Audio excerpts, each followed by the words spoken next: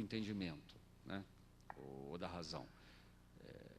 Então, quanto à segunda questão, acho que ela fica prejudicada na medida em que eu recuso a distinção entre imagem e conceito. Ao contrário, eu acho que o conceito é um caso particular da imagem. Se é para distinguir, a minha distinção entre espécie e gênero.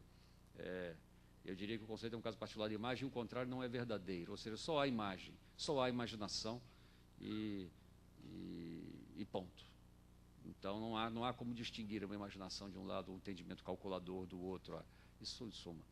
Vamos tentar. Isso tudo me lembra como é que chama? Justamente aquela pessoa que os antropólogos não ousam mais dizer o nome, porque senão ele volta, que é o Kant, evidentemente. Entendeu? Em que nós estamos todos. Enfim. Pergunta da Rosa: como a antropologia pode trocar a ótica pela ética? Oi?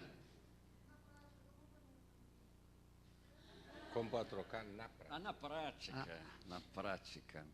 Eu quero que eu leia as outras. Tem 5 já. Você consegue organizar? Bloco? Eu organizei em 2 blocos. Tá, então vai. Marcelo Cunha: como que a preocupação ontológica e a atenção, espaço para a imaginação pode, ao mesmo tempo que renovando a ciência, permitir que continuemos produzindo conhecimentos que sejam dialogáveis e profícuos, sem cair no relativismo ou dogmatismo que a toda hora assombra campos de conhecimento com esses tipos de preocupação, como a psicanálise? Ou melhor, como que um novo paradigma indisciplinado da ciência pode nos levar para uma nova ciência que não joga fora os sonhos inegáveis da ciência moderna? A outra pergunta é da Ana: partindo do entendimento da forma como a configuração da força, portanto, da inexistência de termos estáticos definidores da relação e da existência de termos dinâmicos continuamente em mutação pela afecção, poderíamos entender também a indisciplinariedade de alguns povos justamente pelo conhecimento desta realidade relacional, afeccional e transformacional, onde os termos resultados disto não podem nunca disciplinar o mundo. Ok? Só? Só. Tá bom. Não, porque é ruim, porque se tivesse mais eu poderia esquecer alguma, mas com essas não vou poder esquecer, que tem pouca. Como é que a gente pode transformar a ótica em ética? A parte, por um desarredondamento do aparelho vocal e tal. Bom,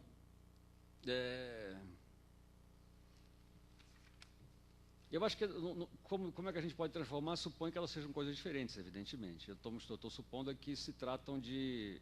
não há modo de ver que não envolva não atualize uma determinada... se é impossível separar teoria de prática, como eu estava justamente dizendo, e, portanto, a ideia de uma teoria da prática contém uma auto-ironia evidente, que eu espero que o Bourdieu estivesse consciente dela quando propôs essa frase, que é uma contradição em termos, uma teoria da prática justamente não é uma prática, e etc, etc. Assim também, se não se pode separar a rigor a teoria da prática, porque na prática elas estão sempre juntas, né? De alguma forma também não se pode separar a ótica, que no fundo é a teoria, da ética, que no fundo é a prática, né? No sentido de que essas duas coisas estão mais ou menos a uma certa correlação que a gente pode imaginar, né? E eu acho que, ao contrário, é justamente que elas não podem ser separadas que a gente precisa ficar atento, porque das ilusões que eu acho mais perigosas é nós acharmos que a ótica e ética são como paletóis e calças que você pode combinar em cores diferentes e usar, entendeu? Como eu estou usando um paletó de uma cor e a calça da outra, o vice-reitor ali também. Na verdade, ótica e ética são um terno. Tem que vestir junto, não dá para combinar, tem que sair, elas vão sempre juntas. Então, não há problema, ou como diria o Marcelo Duchamp, a minha frase predileta, não há solução porque não há problema. Quanto aos sonhos da ciência moderna, evidentemente, isso é um ponto importante, e eu não sei se com isso eu já estou antecipando a resposta àquela questão sobre os povos relacionais. Não se trata de forma alguma,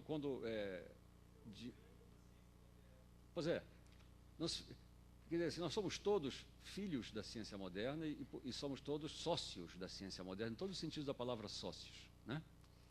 E algumas vezes vítimas também, mas vítimas sócias, né? E, evidentemente, eu acho que eu comecei com uma ironia do tipo antropólogo, quando o antropólogo chega, os cientistas ficam nervosos porque acham que ele vai chegar e dizer que o que eles estão fazendo é mais uma ideologia, ou mais uma superstição, ou mais uma coisa parecida. Quando, na verdade, deveria ser exatamente o contrário, né? Ou seja, em nenhum momento um discurso, uma consideração antropológica do lugar da ciência na sociedade ocidental, ou uma análise antropológica da ciência tal como ela se pratica efetivamente nos laboratórios ou coisa parecida, tem por objetivo, ou deveria ter por objetivo, e muito menos por efeito, desacreditar o que quer que seja, como se o antropólogo fosse precisamente o sujeito que está lá para expor a verdadeira face das coisas, que em geral é sinistra, negra ou coisa parecida. Isso, aliás, é um complexo ideológico muito interessante. Nós temos a ideia de que, a impressão que eu tenho é que nós temos a ideia de que o poder é uma espécie de substância mágica que está escondida e que quando você revela o poder por trás das relações, você está revelando algo que estava escondido. E que tudo, em última análise, é feito de poder.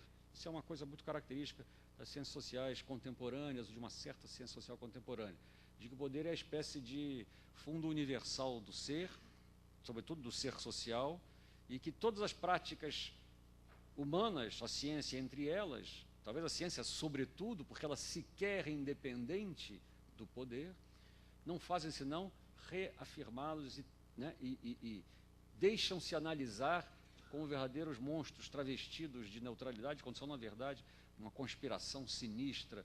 Tudo isso me parece completamente absurdo. Eu acho que a ciência é genial, digamos assim. Sou a favor de todas eu adoro como é que chama?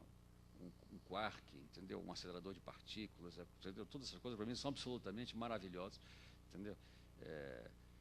Mas não é esse o problema. O problema, na verdade, primeiro que eu acho que ciência com C minúsculo, a ciência que as pessoas fazem é uma coisa, a ciência com C maiúsculo, a ciência que as pessoas brandem para bater na cabeça dos outros com ela, com essa palavra, é outra, né? A ciência como palavra de ordem é uma coisa, como prática é outra. E não são as mesmas coisas, em primeiro lugar. Então, acho que criticar a ciência, com C maiúsculo, entre aspas, é uma coisa, né? Analisar e estudar as ciências é outra, completamente diferente. O que você quer mostrar é como é que a verdade é produzida. E o ponto, essa é uma outra expressão do Latour que eu acho muito feliz, ele diz, o que nós temos que mostrar, nós antropólogos, é que não há contradição entre as noções de verdade e de construção.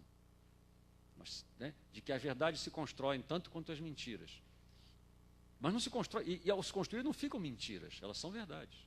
Mas para você fazer uma verdade, você tem que trabalhar. As verdades não caem do céu.